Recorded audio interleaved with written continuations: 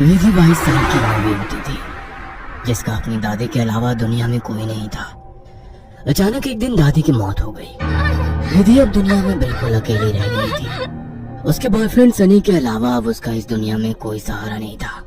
एक दिन विधि दादी की अलमारी खोलती है, जिसमें उसे एक पुरानी बैंक की पासबुक और लॉकर की चाबी मिलती है। विधि बहुत हैरान हो जाती है। वो जानती थी दादी कितनी मुश्किलों से घर चला रही थी।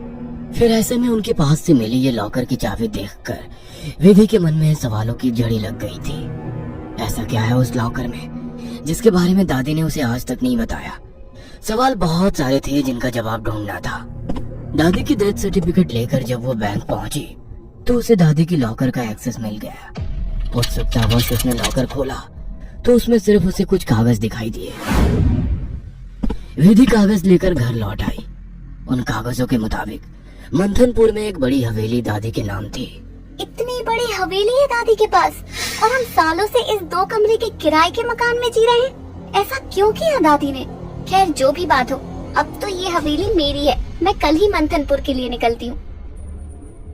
अगले ही दिन वो मंथनपुर के लिए निकल गई थी। बड़ी अजीबोगरीब सी जगह थी ये। मेन रोड से हवेली की तरफ जाने वाली सड़क बिल्कुल सुनसान थी। गाड़ी तो क्या, पैदल चलता हुआ भी कोई इंसान नहीं दिख रहा था। सड़क पर गहरा सन्नाटा पसरा हुआ था। सड़क के दोनों तरफ घने ऊंचे पेड़ लगे थे।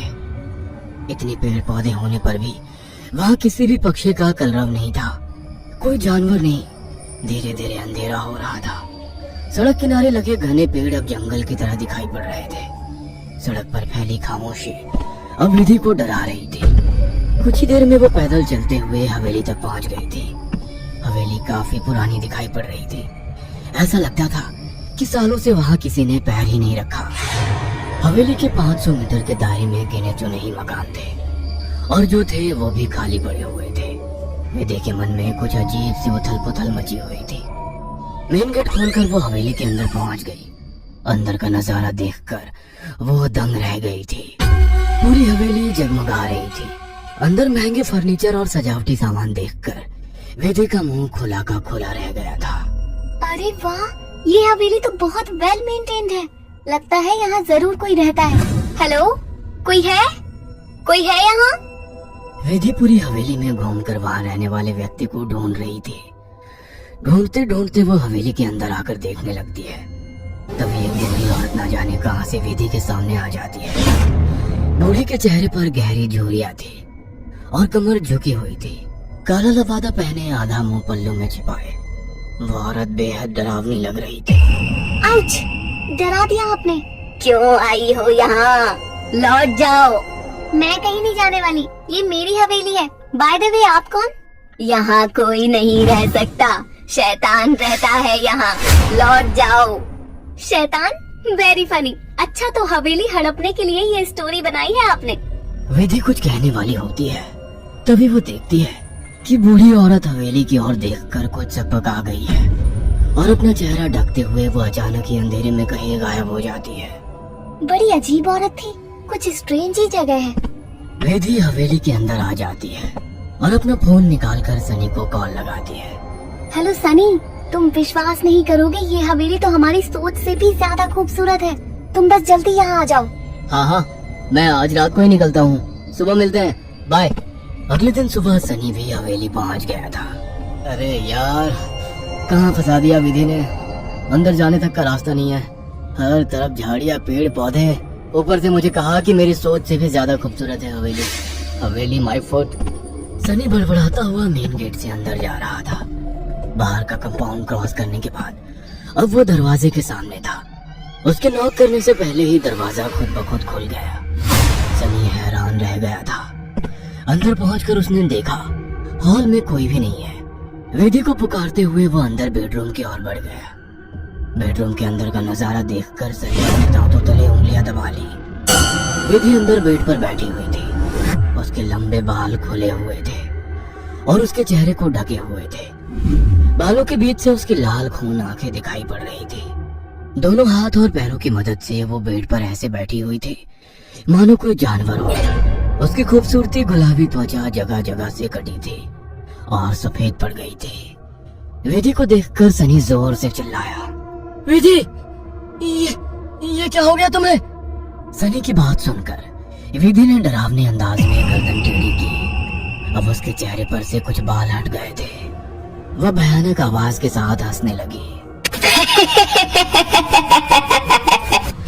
उसके मुंह से किसी जानवर की तरह लार गिर रही थी।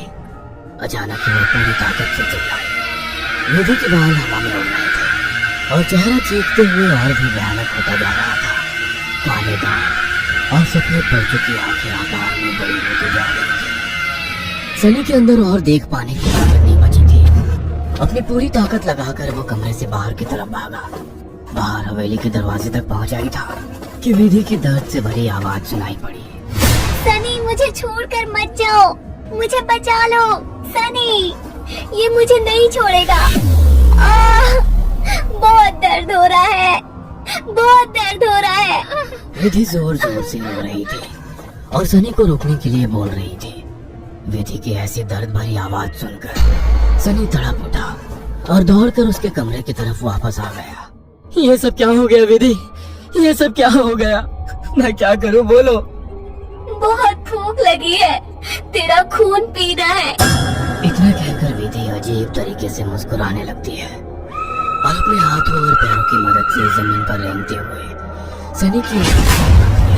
सनी बिजली सी तेजी दिखाकर कमरे से बाहर निकल आता है और कमरे का दरवाजा बाहर से बंद कर देता है। सनी की कुछ समझ नहीं आ रहा था। वह विधि की मदद करना चाहता था। उसे ऐसी हालत में छोड़ना उसे मौत के मुंह में धकेलने जैसा था। वह बाहर जाकर मदद मांगने का निर्णय लेता है और तुरंत बाहर निकल आता है। हवेली के अंदर दूर दूर तक केवल सन्नाटा छाया हुआ था। अंदर से रह रहकर विधि की दर्द भरी चीखें सुनाई दे रही थी।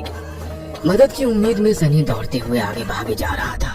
तभी उसकी नजर एक चर्च पर पड़ी। चर्च काफी जर्जर हालत में था। सनी इधर उधर देखता हुआ अंदर पहुंच गया। दोनों हाथ आपस में बांधकर वो फूट फूट कर रो रहा था। Please God help me, please. कहाँ जाऊं मैं? किससे मदद मांगू? प्लीज। कोई प्रॉब्लम है क्या? मुझे बता सकते हो?